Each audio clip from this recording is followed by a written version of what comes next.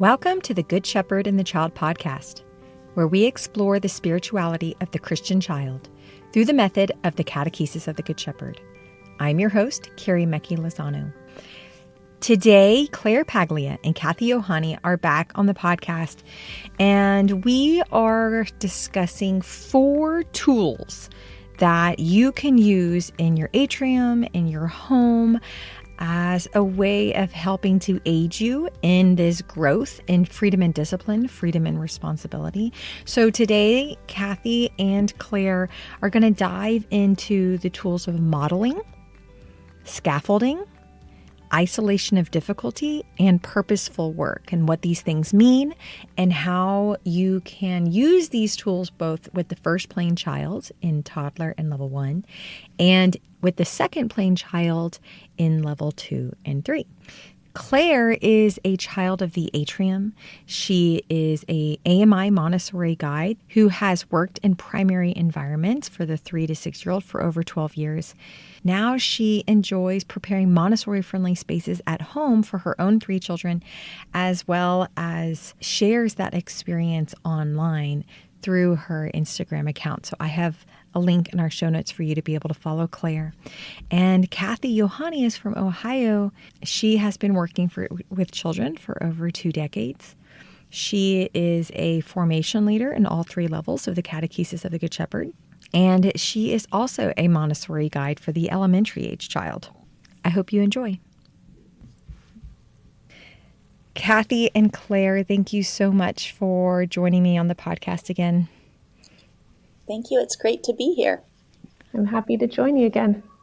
I am always excited to talk to both of you. Y'all have both been such a huge source of wisdom in this work and on the podcast. And so it's fun to have you back on again and just pick your brain even more. I have really enjoyed this season where we have really been diving into freedom and discipline, freedom and responsibility, and really practically what does that look like, and tools to really help us in this endeavor. So I'm excited for this conversation where we're going to really be isolating 4 specific tools to help us, I would say both in the atrium, but also outside the atrium as well. It's a great tool for just our encounters probably with all humanity, not even just children. So we're going to be looking at the tools of the power of modeling, the tool of scaffolding, isolation of difficulty, and purposeful work. So you ready to dive in? It's kind of a big thing. Let's go. Okay, well, let's start with power of modeling. What does that mean? So from a first plane of development perspective, I think it's really important for us to first think about, okay, what happens during this plane of development? What is typical, right? And so keeping that in mind as we move through each of these topics.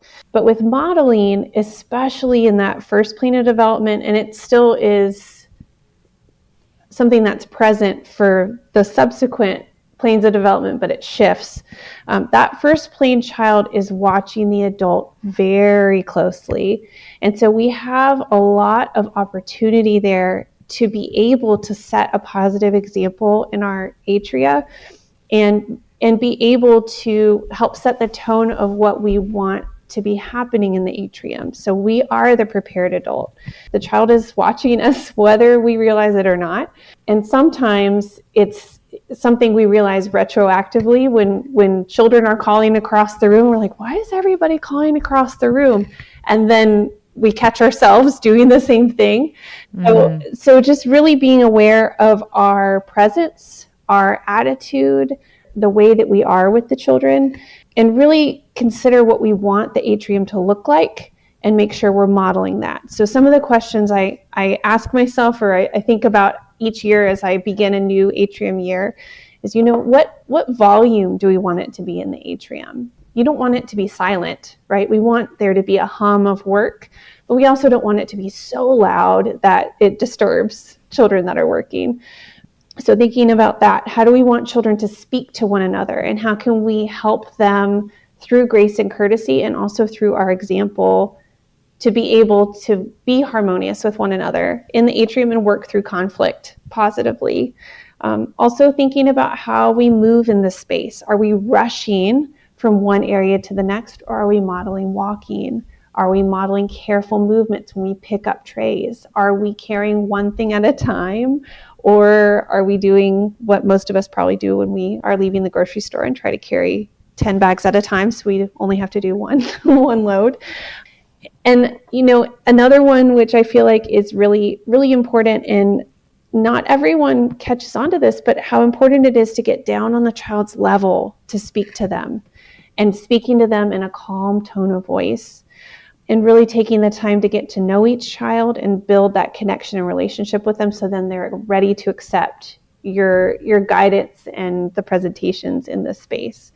So modeling can really it can take the form in many different ways, right? Through our example, through what we're offering the child, and then how we're connecting with them.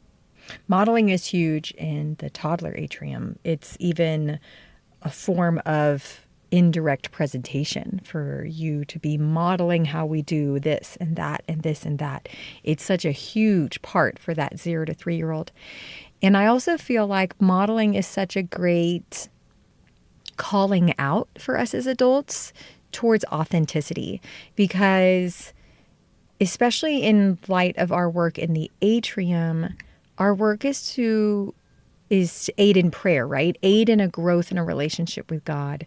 So if we as the adults are not modeling an authentic growth in my relationship with God, modeling an authentic prayer in the atrium with the children, or even in my home with my children, modeling calls me out on that. So it's like, well, why aren't they praying? Well, maybe we first have to look at ourselves. Have I modeled that in an authentic way? Have I modeled silence as prayer, as I modeled praise and thanksgiving as prayer? Or, I just think it's a great call out for us as adults towards authenticity as well. Absolutely. I agree. So what about this second plane child, Cathy? What does power of modeling look like with the second plane child? Yeah, well, I love that Claire started by thinking about what is appropriate for the plane of development. She mentioned that that you have to be thinking about that. And yes, in the first plane, the child is more interested in imitating the adult, but when we know that the child in the second plane also is using their reasoning mind. So being able to model conversations that ask questions and draw out the reasons behind, the why behind, or the basic principles behind our behaviors.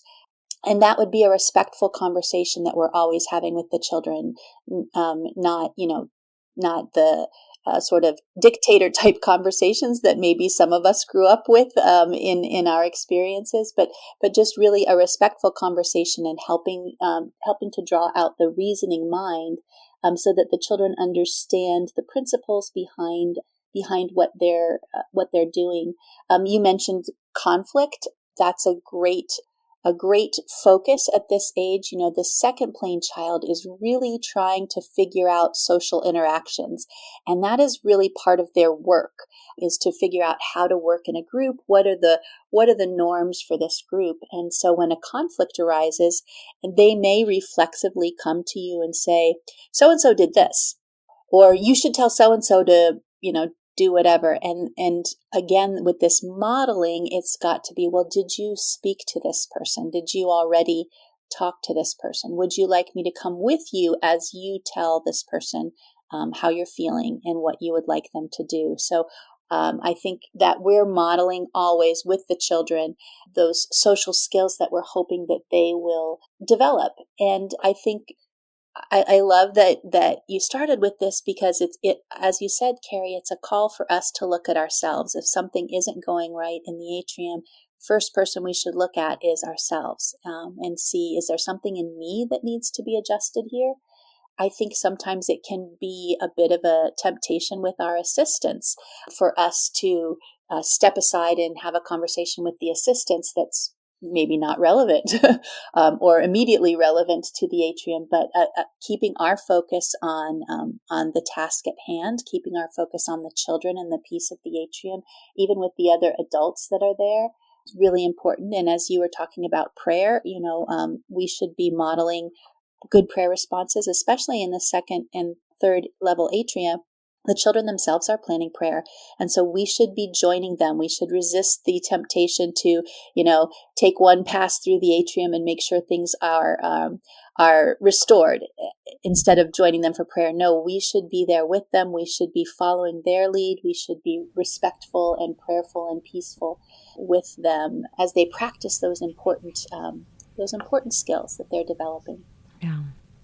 It sounds like for the second plane child that direct modeling or reflecting exactly what the adult is doing is not as strong as the first plane, but it definitely is still there to some degree. But they need more also of that coaching modeling of, like you were saying, of, well, have you tried this? Have you tried that? Or what did you think of that? Did you say it like this?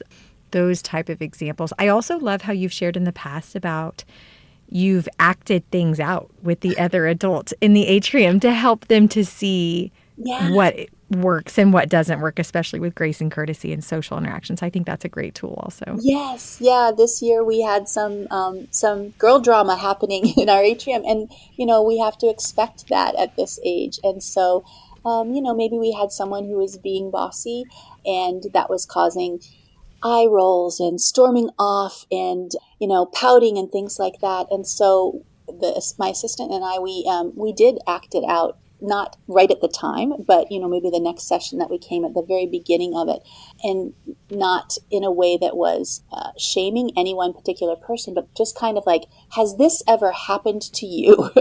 And then, just a little demonstration there. And then it can be, what could I have done better? What could I have said? Or again, inviting the children to sort of be critical of what they see, and then for the children to propose those solutions.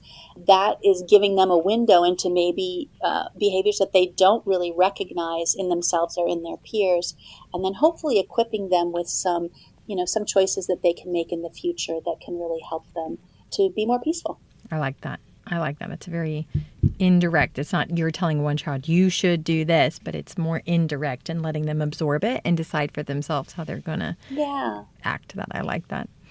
Okay, so the next tool is scaffolding. What is scaffolding? What does that even mean? So scaffolding is really when you're taking a concept, a task, a material, whatever you want it to be, and you're going to break it down into manageable steps and remove those unnecessary obstacles. So one that comes to mind is sweeping, right?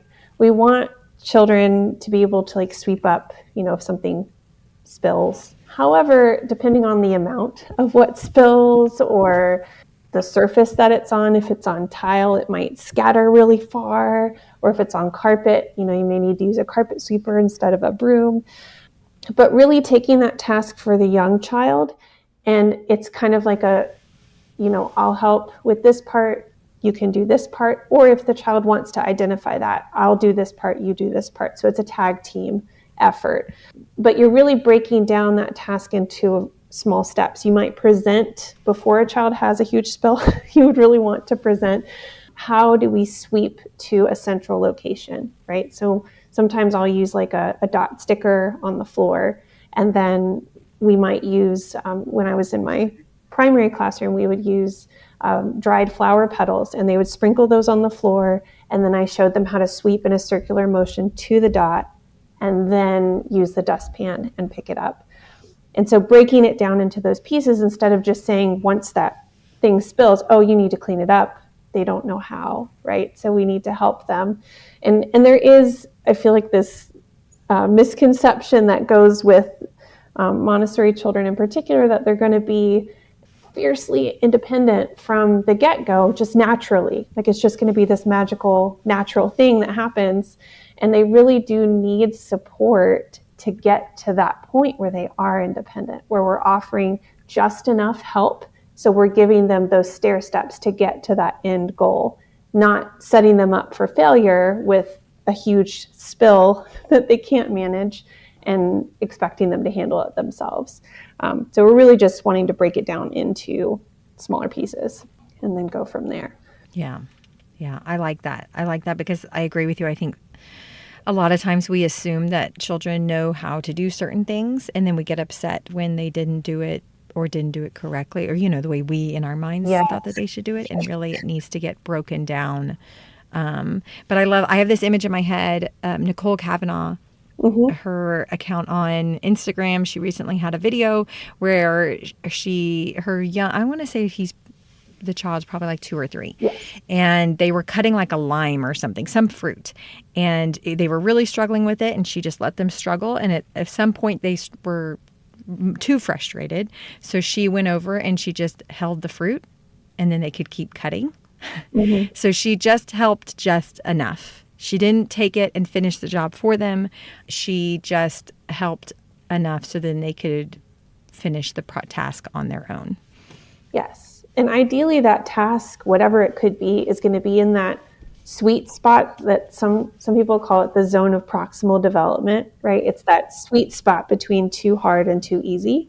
And so if they can hit that, then you've got just enough challenge, and then we can offer just enough help, like she did when she was like, oh, this is a little more complicated than we thought it was going to be, so that then they can move through it and they're willing to try again. Because if it's too difficult, then it's like that the intention for that work is lost, because then the frustration is taken over. Right. That's why we say if a child is misusing a material in the atrium, it's because it's most likely too easy or too hard, right? So that zone of proximal development is what our goal is there. So being good observers in order to recognize if a task is either too easy or too hard, so that we can, use scaffolding to help, or maybe direct them to a different work or whatever it is. Absolutely. Okay, so what about the second plane child, Cathy? How can you use scaffolding with them? Yeah, 2 things came to mind. With some of my level 2 children this year, I noticed that they were having a hard time to choose work, so we kind of walked around the room, and I gave them a little clipboard, and I said, write down one idea from this part of the room, one idea from this part of the room, one idea from this part of the room. So they made their personal work plan. It wasn't me assigning it to them or dictating, but it was me sort of scaffolding, helping them to do that. And then maybe a few weeks later, I would say, hey, can you just write down, I give them all little clipboards and say, write down what work you think you will do today in the atrium, and maybe give yourself 2 ideas. And we, of course, talked about what happens if you don't get to everything you wrote down. That's fine. That's great, because you're really into the work that you're doing, and that work is connecting you to Jesus. That's fine if you don't. It's not a checklist. These are just your own ideas. And then maybe a few weeks after that, we got to the place where we could just close our eyes and pray and ask the Good Shepherd to give us a picture in our minds of what work we should be doing in the atrium. So like scaffolding, I gradually withdrew it. So it was bigger support in the beginning, and then as the children got used to it, they needed less of it. Another thing that comes to mind is in level 3, we sometimes get children who come to level 3, maybe they're 5th graders or 6th graders, and they don't have a CGS background. Maybe in their schools, they don't have much practice choosing their own work, being curious about things. Maybe in their most of their days are adults, telling them what to do. And so I think sometimes to pair them with a veteran can be scaffolding. Ask a veteran atrium person to help to work with them, or you can make a couple suggestions to them, or even I've done how to work things that would be placed, little cards that say how to work, maybe written on the inside of an envelope or a folder that contains the works. And of course, in level 3, a lot of the works are more written. So that goes along with it. In fact, if you look at Sophia and Gianna's, oftentimes there's some directions in terms of how there's a booklet that shows how to use this material. And so I think in line with that can be helpful scaffolding for the children. That's awesome. I agree that children come into the atrium, especially even if they have grown up in Good Shepherd, because most of the time is not in an environment like this. Mm-hmm. So they need help sometimes with the freedom, with the lack of directing that is happening in the atrium. They get kind of lost in that sometimes. Yeah. And so I like your suggestion because it helps to slowly wean them off. So scaffold them into being able to have more independent freedom of their work time that sometimes they can't just jump head into at the beginning of the year, even if they have been in Good Shepherd for a long time. Yeah. Mm-hmm. Okay, so what about isolation of difficulty? Very similar to scaffolding, but has its own angle. What is isolation of difficulty? So isolation of difficulty, there's kind of a couple of ways you could look at it.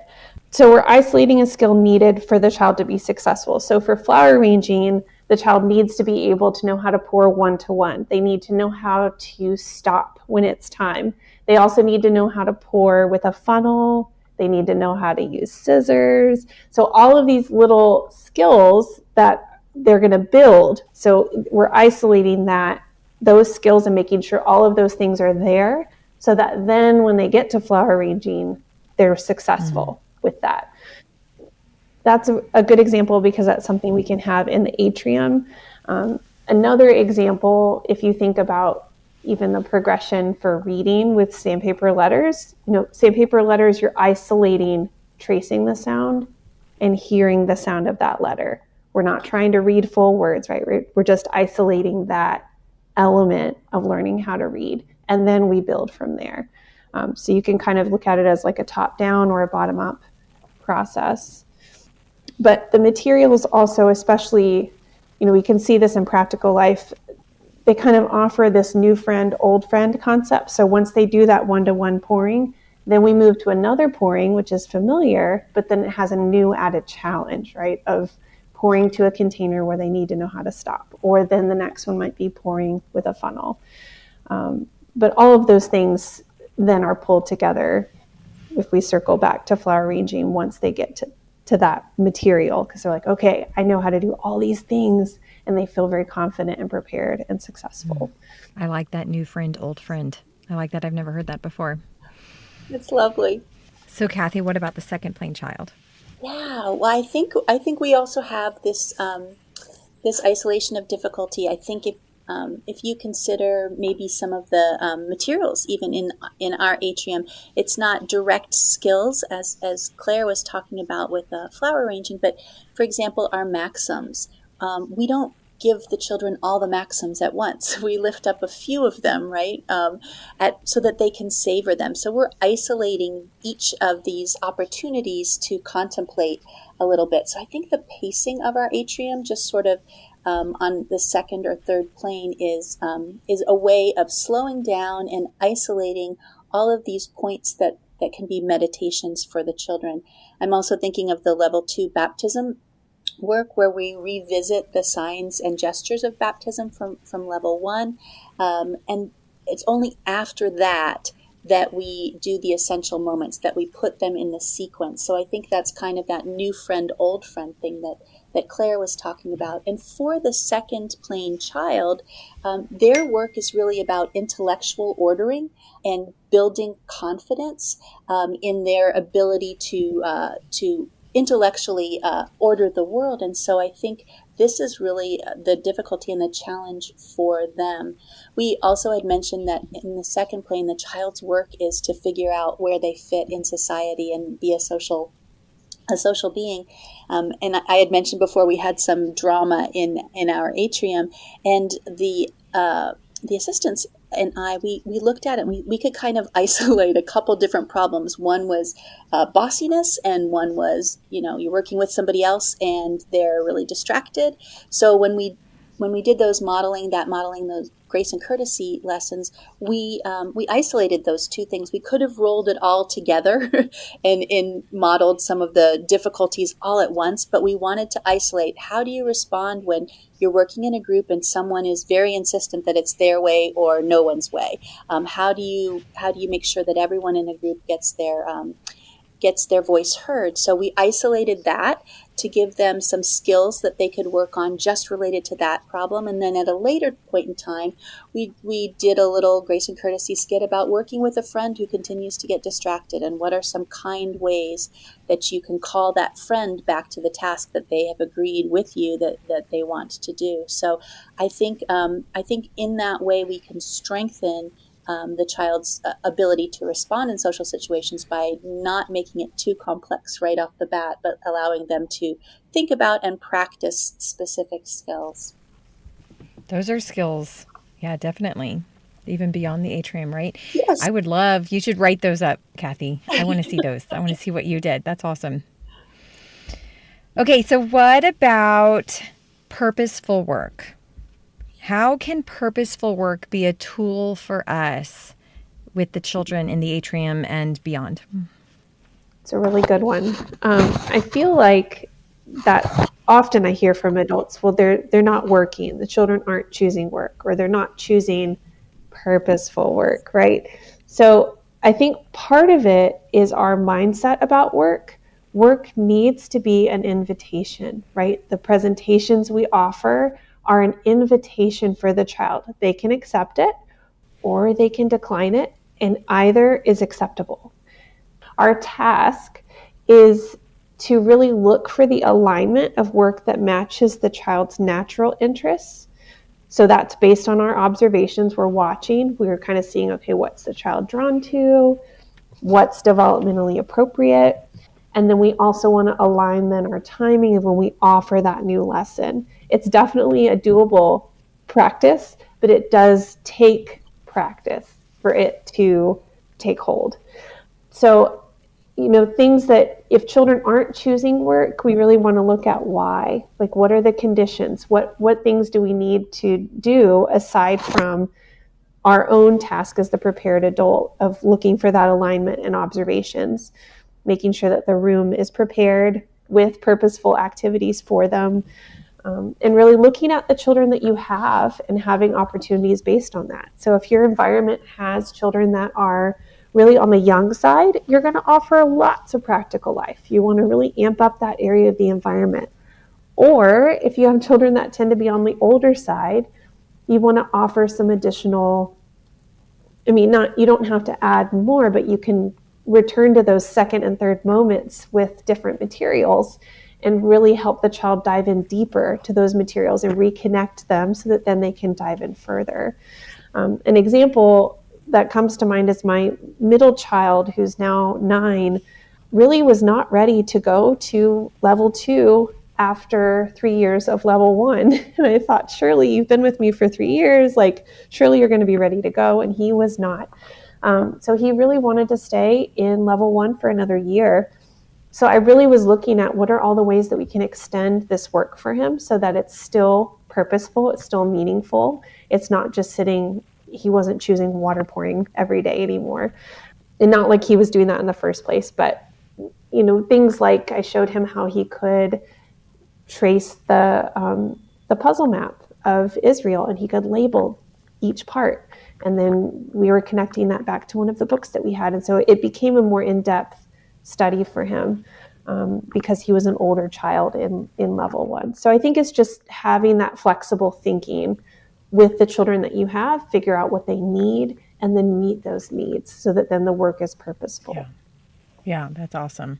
And I think through everything that you were just lifting up, observation is so key to all of that. Like, we really, really have to take the time to observe to see what is really happening so that we can make those adjustments to the work that's potentially offered to a child to meet the needs that they have. Observation is so key to that. Yeah, it is. It really is. It's crucial. Okay, so how can we inspire purposeful work in the second plane child, Cathy? Yeah. Well, that's always the trick, isn't it? I love what you said, Claire, about work needs to be an invitation, and really you have to know what invitation is likely to catch the child and help them to circle back into something that's really good for them. I find usually by April of the year, with the level 2 child, and even sometimes with the level 3 child, especially as they're getting to the end of that plane, maybe your kids who are 9 years old or your kids who are 12, they feel like they're kind of in a rut, and they think they know all the atrium materials. We often talk about this is a plane of development where they need repetition, but they don't want repetition. They think they know everything already, and they don't want to repeat anything. So I think that idea that Claire mentioned about bringing in an extension work, so especially like around April or May, it just really helps to revitalize. So maybe you bring in a big long piece of burlap and say, would you like to stitch the timeline in this? Something like that will revitalize their interest. Sometimes that's all it takes, is just an interesting sort of raw material that they can use in a certain way. I think it's very important with purposeful work to make sure that those expectations are clear from the beginning. And so in the second plane, we'll have a community meeting at the beginning of the year, and we'll come up with those community norms. And part of those norms will be what is good work. And the children can articulate that to you. What is good work? They know that it should be relevant. It should be centered around the person of Jesus, around scripture or liturgy. So the children will know that, and know that this isn't just time for them to use their freedom in ways that don't build their relationship with God. So it's really important that we set that groundwork. And then if a child is not doing purposeful work, then it's up to us to find out why. Why are they not doing the purposeful work? And it might be a conversation that we have with the child. And of course, we would never do this in a way that shames the child. We would always do something like that in private. But it can be. In the atrium, we do work that helps us grow in our relationship with Jesus. And then just kind of a long pause, be present, warm, and silent. And then the child will say, oh, this is really helping me to grow in my relationship with Jesus. And they will tell you why, or you'll know from their response, because they know what the community norms are. They might put their head down, or they might come up with some kind of really silly answer to try and wrap it back around, but and they know, and then you can say, well, if this isn't atrium work, let's put it in your file folder, and let's help. I can help you find something else to do. So again, not ever using shame, but just having the child know that you will help them to be accountable to the standards that we as a community have already established. So I think that's really good. I had a really interesting little episode towards the end of the year with some level 3 children, and they were working together, a little group of 3, but I don't think they were in the zone of proximal development. I think they were in the comfort zone, or the so I just positioned myself nearby and watched, and would ask them a question every once in a while. And then at the end of our atrium session, we typically have time for the children. If they want to share about the work they did today, they can share with the community. And if they want to offer compliments, they can offer compliments. And this one little boy said, I want to compliment, and he named his 2 friends, because they were really quiet today and they were so focused on their work. And I just smiled at him. And then he kind of looked at me and he said, well, we weren't really as quiet as we could have been. We were sort of quiet, but and we weren't really as focused as we could have been. We were sort of focused, but next time we'll have to be more focused. And I didn't have to say anything. And I hear you laughing, because I was just trying so hard not to laugh at that point in time. But all I had to do was kind of look at him and smile, and he knew, because he had sensed my presence earlier when he was working, that I knew and he knew. And so he sort of self-corrected in that moment. And I think that's kind of a beautiful thing when, as a community, you agree on what the norms of the atrium should be. That present, warm, and silent. I love that. Yes. I feel like with the second plane child also, you have to be so careful. I feel like they like less direct suggestions. So it's more of this open-ended. So how do you want to continue to think about this? Rather than we're in level 1, I could say, well, let's go trace the geography work so that you can, label it yourself or pinprick it. How about you go make a book? Let me show you how to do that. That direct suggestion in level 1 works. But I feel like for the second plane child, it has to be a little bit more indirect. Do you see that also? Oh, I completely agree with you. I think I think the second plane child really wants to be acknowledged for their increasing maturity. And so if we treat them at all the way that we treated the first plane child, we will end up with rebellion, right? We have to respect the fact that they are coming to know that they can make choices. That's what we want them to do, right? And we know that they can make choices. So while there's always freedom, which is balanced with responsibility, while there's always freedom within limits, we have to respond to them with acknowledgments of their maturity, yes, and be more subtle, more the way that you would interact with a peer, really, in making suggestions, respectful suggestions for work. Much less direct, I agree, Carrie. Would you say the same thing, Claire? Yes, I think so. I think it depends on the age of the child, because I think the younger the primary age child, the more if you say like, let's go, they're like, okay. and then the older primary children are kind of starting to tip their toes into the second plane, and they're kind of like, I don't think so. So I think it yes, it's like a yes and. Just really looking at, okay, how old are they? How likely are they to go along with me? And how much do I need to make a general suggestion, or what do you think about if, or, have a small group meeting and just say, here are some options. What do you guys think? Maybe we can work on something together. That was actually something I didn't mention earlier, but there's a definite benefit to taking time while you're in the atrium, actually working with the materials yourself, if you have a chance to do that. I know sometimes, depending on the group, it's just not a possibility. But when it is, it's really a powerful tool to inspire work. And every time I've done that, I always hear a child somewhere on the other side of the room, what? This Claire is working with the materials? Like, yes, I love these materials too, but I'm using them as a child would, gently. I'm modeling, pulling all of those pieces together, right? Modeling, taking it off the shelf, taking it to my table or my rug, working respectfully with the material, turning it, but also modeling concentration, because that's another huge thing that is really important to protect, especially in that first plane of development, because if we're constantly interrupting concentration, it's really affecting their ability to work. So if we want deep work, we have to make sure that we respect that concentration when we see it.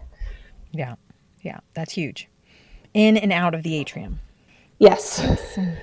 All the time. So these are very powerful tools for in the atrium: modeling, scaffolding, isolation of difficulty, and purposeful work. Is there anything else that either of you would like to share about these tools, or maybe a resource to point people in if they want to learn more? I have a quote from Dr. Montessori that I would love to share. It's from The Absorbent Mind.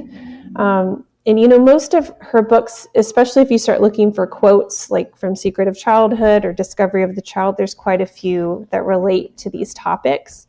But this one is from The Absorbent Mind, and she says, the child's development follows a path of successive stages of independence, and our knowledge of this must guide us in our behavior towards him. We have to help the child to act, will, and think for himself. This is the art of serving the Spirit, an art which can be practiced to perfection only when working among children.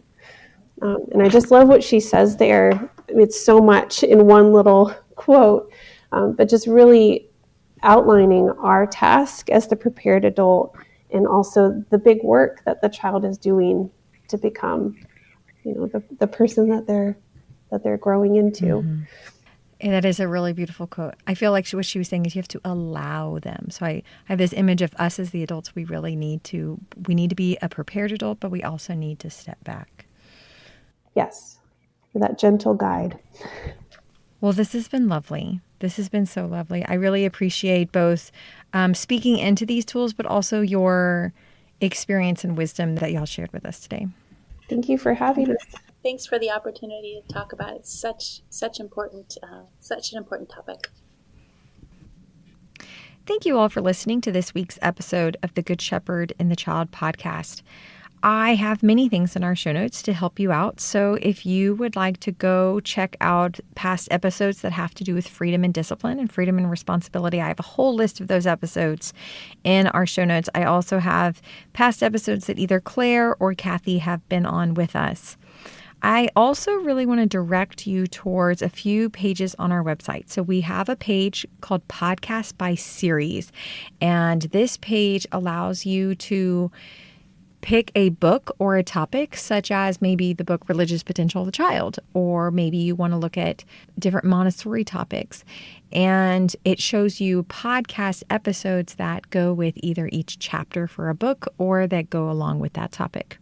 We also have book studies available to you, especially now during the summertime is a great time to gather with friends and read one of our core texts, such as The Religious Potential of the Child or Life in the Vine or Joyful Journey. And we have book studies for you to aid you in that process. So I have a link for that in our show notes. We also have our CGS USA store that I want to point out to you, especially in the summertime when we are reorganizing our atria. We are finding new materials. Maybe we're building a new atria. The store is there to help you, especially to find those hard to find items. So you can find like the little different size chalices or patens or crucifixes that you might need for the different materials in the atria. We have practical life sets such as the flower arranging set or polishing or pouring. There's items that you can get for a prayer table. Lots and lots and lots of different options for you there to help you in your journey of either building an atrium or fixing yours up. So check out the store and know that all of the purchases from our store help support CGS USA. So I have a link in our show notes for that for you as well. Also, we have a member-only event that's happening on August 26th. This is via Zoom, where Don Martin, who is the catechist husband, and Linda Catalano, who is a beautiful formation leader for CGS USA and material extraordinaire, will be discussing the making materials for CGS. So check out our show notes for more information about that special member-only event. Don't forget that we have The Religious Potential of the Child on Audible. And we really encourage all of you to consider becoming a member of CGS USA or getting your organization to become a member, such as your diocese, your regional group, your school, your parish, your church. There are specific benefits for both of those types of membership, and I have information about that also in our show notes. Don't forget to follow us on social media, such as Facebook and Instagram, in order to keep up with us. This podcast is sponsored by the United States Association of the Catechesis of the Good Shepherd. We would like to thank all of our contributing members because you are making this podcast possible. If you would like to know more about the Catechesis of the Good Shepherd, or if you would like to become a member, please go to cgsusa.org. Thank you all for listening. We will see you in 2 weeks. Go and fall more deeply in love with God.